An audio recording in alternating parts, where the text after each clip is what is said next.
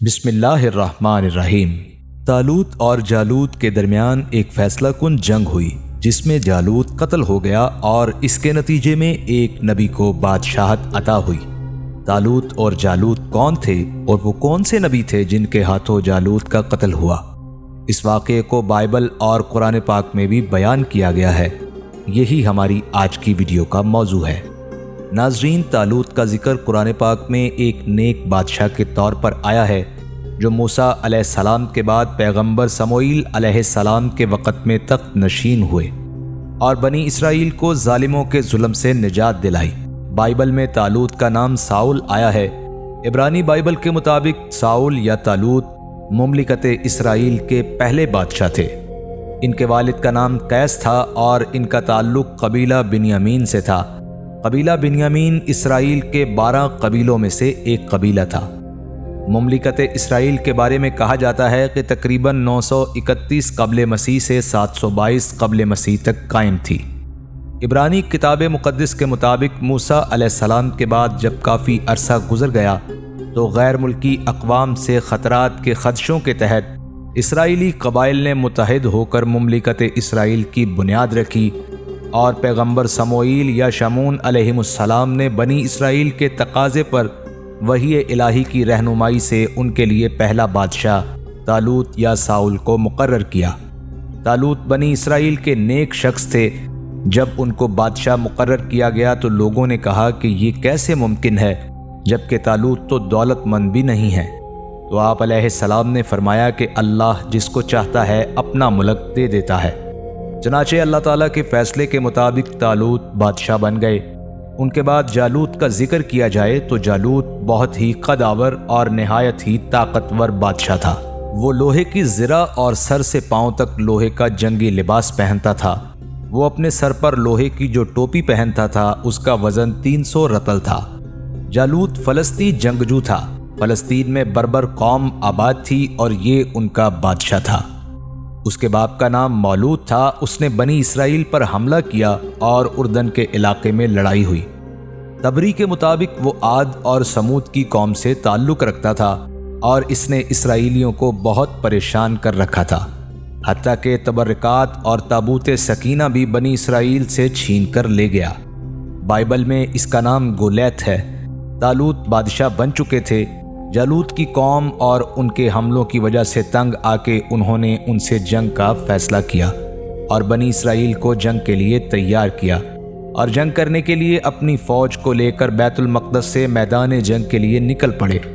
اس دوران قرآن کے مطابق طالوت نے اپنی قوم سے کہا، بے شک اللہ تمہیں ایک نہر سے آزمانے والا ہے، تو جو اس کا پانی پیے وہ میرا نہیں اور جو نہ پیے وہ میرا ہے، مگر وہ جو ایک چلو اپنے ہاتھ سے لے لے۔ تفسیر خزائن میں لکھا ہے کہ سخت گرمی تھی، صرف 313 افراد نے صبر کیا اور صرف ایک چلو پانی لیا۔ وہ ایک چلو ان کے لیے اور ان کے جانوروں کے لیے کافی ہو گیا، اور جنہوں نے بے صبری کی اور خوب پانی پیا تھا ان کے ہونٹ سیاہ ہو گئے، پیاس خوب بڑھ گئی اور ہمت ہار گئے۔ جالوت کے عظیم لشکر سے ان 313 مسلمانوں کا مقابلہ تھا جو اطاعت گزار تھے اور ان کے حوصلے مضبوط تھے۔ جالوت کی فوج نے جنگ کے لیے شوقا اور عزیکا نامی شہروں کے درمیان اپنے خیمے لگائے اور ساؤل یعنی طالوت اور اسرائیل کے لوگوں نے جمع ہو کر ایلا کی وادی میں ڈیرے ڈالے۔ اس طرح ایک طرف کے پہاڑ پر فلسطین اور دوسری طرف کے پہاڑ پر بنی اسرائیل کھڑے ہو گئے۔ بائبل کے مطابق داؤد علیہ السلام کے 3 بڑے بھائی بھی اس جنگ میں آئے تھے۔ فلسطینیوں کے لشکر سے جالوت بار بار نکلتا اور اسرائیل کے لشکروں کو پکار کر ان کو جنگ کے لیے بلاتا، لیکن اس کے خوف سے کوئی بھی آگے نہ آتا۔ جب دونوں فوجیں میدان جنگ میں لڑائی کے لیے صف آرائی کر چکیں تو طالوت نے اپنے لشکر میں یہ اعلان کرا دیا کہ جو شخص جالوت کو قتل کرے گا میں اپنی شہزادی کا نکاح اس کے ساتھ کر دوں گا اور اپنی آدھی سلطنت بھی اس کو دے دوں گا۔ یہ فرمان شاہی سن کر حضرت داؤد علیہ السلام آگے بڑھے جو ابھی بہت کم سن تھے اور بیماری سے چہرہ زرد ہو رہا تھا۔ ان کی غربت اور مفلسی کا عالم یہ تھا کہ بکریاں چرا کر اس کی اجرت سے گزر بسر کرتے تھے۔ روایت ہے کہ جب حضرت داؤد علیہ السلام گھر سے جنگ کے لیے روانہ ہوئے تھے تو راستے میں ایک پتھر یہ بولا کہ اے داؤد مجھے اٹھا لیں، کیونکہ میں حضرت موسیٰ علیہ السلام کا پتھر ہوں۔ پھر دوسرے پتھر نے آپ کو پکارا کہ اے داؤد مجھے اٹھا لیں، کیونکہ میں حضرت ہارون علیہ السلام کا پتھر ہوں۔ پھر ایک تیسرے پتھر نے آپ کو پکار کر عرض کیا اے داؤد مجھے اٹھا لیں، کیونکہ میں جالوت کا قاتل ہوں۔ آپ علیہ السلام نے ان تینوں پتھروں کو اٹھا کر اپنے ساتھ تھیلے میں رکھ لیا۔ جب جنگ شروع ہوئی تو حضرت داؤد علیہ السلام اپنی گوپھن لے کر صفوں سے آگے بڑھے، اور جب جالوت پر آپ کی نظر پڑی تو آپ نے ان تینوں پتھروں کو اپنی گوپھن یا فلاخن میں رکھ کر اور بسم اللہ پڑھ کر گوپھن سے تینوں پتھروں کو جالوت کے اوپر پھینکا، اور یہ تینوں پتھر جا کر جالوت کی ناک اور کھوپڑی پر لگے۔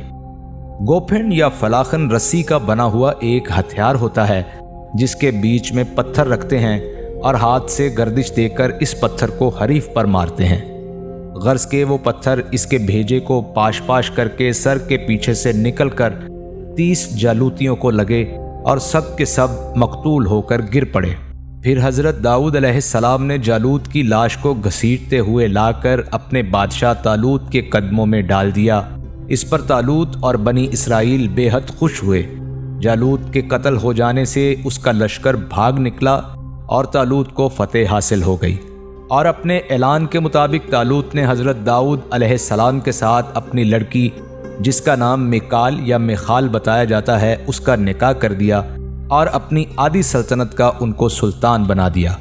طالوت کے 4 بیٹے تھے، جن میں سے 3 اسی کے ساتھ کوہ جلبوع میں جنگ کے دوران قتل کر دیے گئے، لیکن بعد لوگ کہتے ہیں کہ طالوت کی موت طبعی ہوئی اور ان کو بنیامین کے علاقے زیلا میں دفنا دیا گیا۔ خیر، طالوت کی وفات کے بعد ان کا سب سے چھوٹا بیٹا اشبوست مملکت اسرائیل کا دوسرا بادشاہ بنا۔